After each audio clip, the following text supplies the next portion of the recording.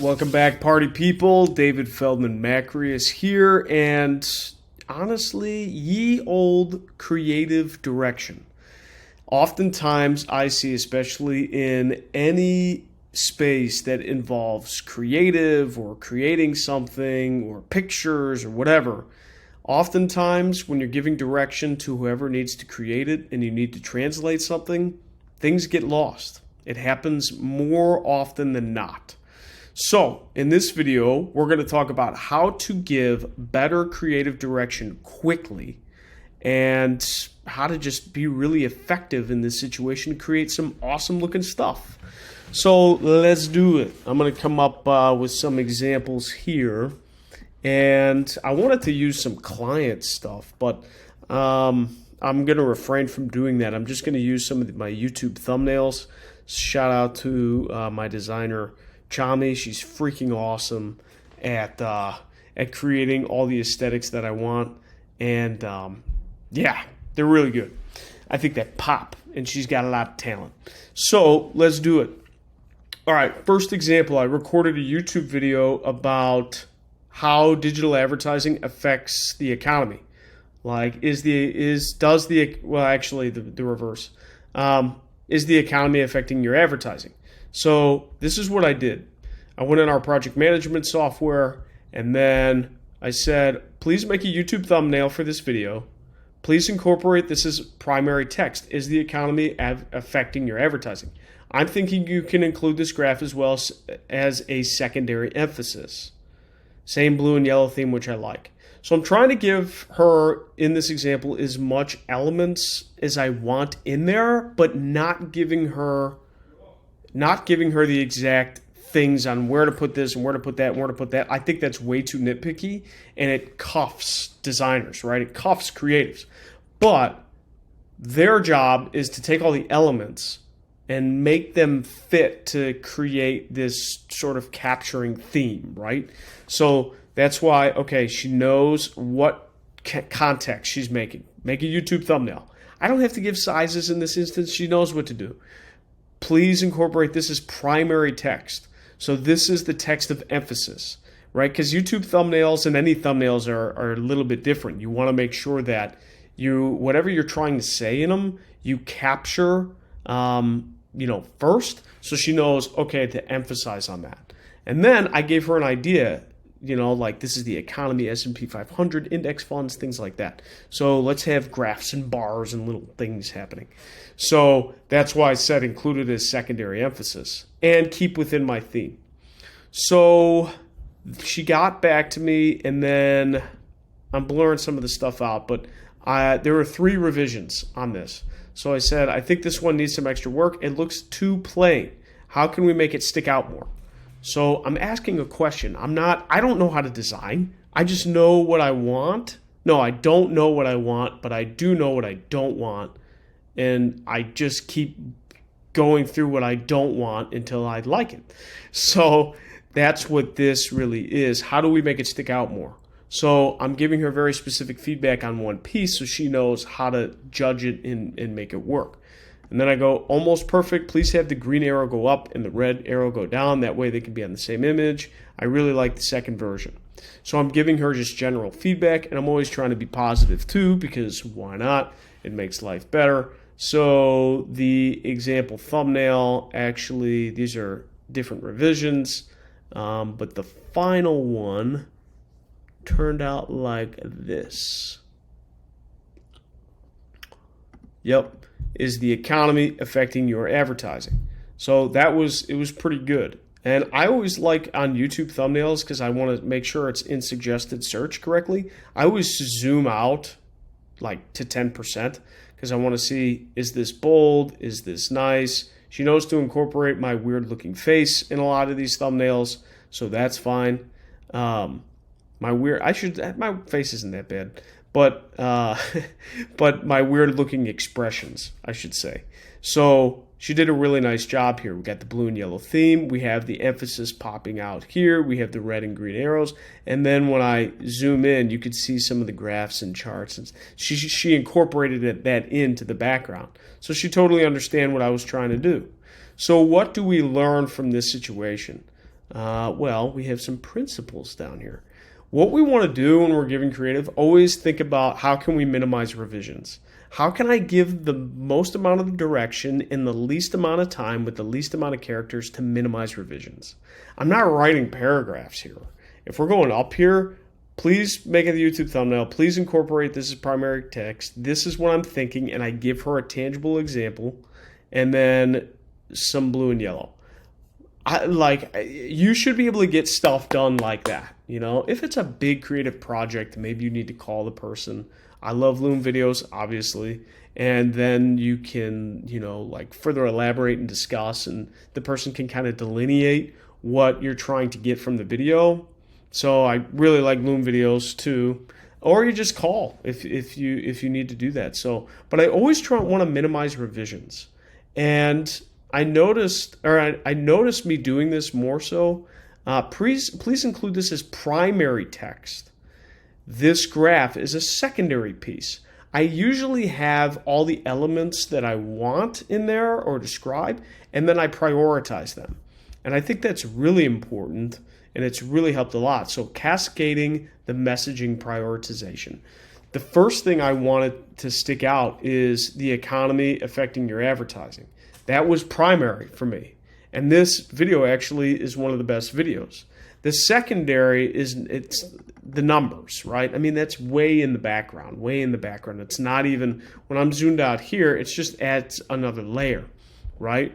So that's why you're cascading messages, like what's the priority message, what's the secondary message, what's the tertiary, and whatever the 4 and 5 and whatever, you know what I'm talking about. Prioritize your messaging or prioritize your elements. If you need this to be the biggest, tell them. And I always don't like to say biggest, because biggest doesn't always mean priority. It could be put the most emphasis on this. Because when I tell them make this the biggest, I'm handcuffing their creativity. No, put the most emphasis on this. They're the designers. They're able to take what I'm saying and translate it into something that works really well, right? So I'm trying to be careful about the language too. All right, let's go to example number 2. Example 2, major shift. So here was my initial direction. Title, a major shift in Google's attribution. Notice how I bolded this, because that's signaling to her. We've done this so many times. She knows, okay, that's the stuff I need to focus on. Please incorporate the below screenshots. They don't have to be prominent in the images. They can be faded in the background, similar to how you put numbers and charts in the background for this video. So I was talking about this actual topic, gBraid parameter, and I wanted to give it more of a contextualized background. But again, I'm trying to, if I have to describe this in more than 3 sentences, I'm creating a Loom video. And if I think it's quicker to just call, I'm going to just call or leave a voice memo. It's just so much easier, so much faster, so much more effective. So this was literally the one item I had, and I think she got it down easy. So what was the title? Title, a major shift in Google's attribution. She gave me a couple different versions. We can kind of see here, a major shift in Google's attribution, a major shift in Google, so that's like the Google lettering, and then a major shift in Google's attribution. Little bit different. She just moved the A. Major, I don't even know where the A is in this one. Where is it?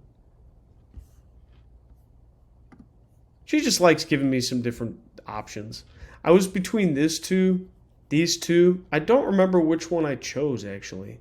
This one's pretty good because it's got Google in here and people recognize that. So people will look at this and go, even looking at this tiny, I got my face in here, my weird, hey, expression. And then a major shift. I love that because it's like, that's the big deal. So what do you see when this happens? Major shift, Google's attribution, friendly face, And she put, I didn't even notice she put this as a gBraid. Oh, that's cool, a little iOS, and this is a phone. Oh, that's a phone, that's why. I didn't even notice that until now. It helps to work with talent. That's one of my tips too. Work with talent. So a major shift in Google's attribution. I believe I chose this one. Let me double check. Interestingly enough, I did not choose this one. I chose this one. I think I was off on that one. I should have chose the other one. Maybe I'll change the thumbnail again. Whatever. But as you can see, if we go back to our principles, cascading message prioritization, there was no revisions. I thought it was perfect. And it helps when you work with identifying talent. You know, that's the best. So, yeah, that one was pretty simple. And then the final one, example, Google Ads for car dealers. Literally, the more I work with her, the less and less stuff I have to give her. And I also start not to give her things because I want to see what her idea is. You know, in the beginning, I give a little more direction and creative rails, right? Creative rails. But now I just kind of go, here's the title. You know me. You know the brand. You know what I'm trying to do. What do you think? So that's cool too. And I'll put that, give less instruction as trust and brand is established between designer and you. My grammar's not the best. So Google Ads for car dealers, explained in 5 minutes, search ads. I broke this out in paragraph style because I wanted her to not just write like a fluid sentence, right? I just wanted to be broken up a little bit, but that's all I gave her, right? And this was a recent video. It was a week ago, 2 weeks ago. She came up with this, and she knows me pretty good. She knows I wanted the car in here. She knows I like things to pop. She knows I like the Google Ads logo in here. She knows I like layers in the background. She knows I like the blue and yellow because that's the theme. She knows and follows instructions about keep my face in there regardless of my weird expressions. She put a little clock in here because it's 5 minutes. And it's a lot going on here, but it pops. I love the Google way it's in here. Google Ads for car dealers, explained in 5 minutes. She's breaking down each element. Like, that's why I label it as a paragraph or different lines. She did this line different than this line, different than this line. And I didn't even have to tell her that. That's why she's so cool. So I really, really love the way these turned out. And again, give less and less direction as you go, right? Let's see, did I make anything? Keep tweaking, difference between general feedback and specific feedback. So like specific feedback, hey, I'd like this centered a little more on this, or the red arrows and the green arrows should be X, Y, and Z. But general feedback, hey, can you include this picture on these videos moving forward, right? And I usually just will message her for stuff like that. I won't email her, I'll just message her. Yeah, so minimize revisions, cascade message prioritization, ask questions rather than give instructions, contextualize for the platform, meaning give her examples of what you view and what you want your image to look like on whatever platform. It helps when you work with talent. Work with talent. Just do it. It's the best. Keep tweaking, give feedback, and then give less instruction as you build trust with the person. They'll like that. Creatives like to have some sort of freedom. So, all right, guys, that's it. Like, comment, subscribe. See you in the next video. Love you. Bye.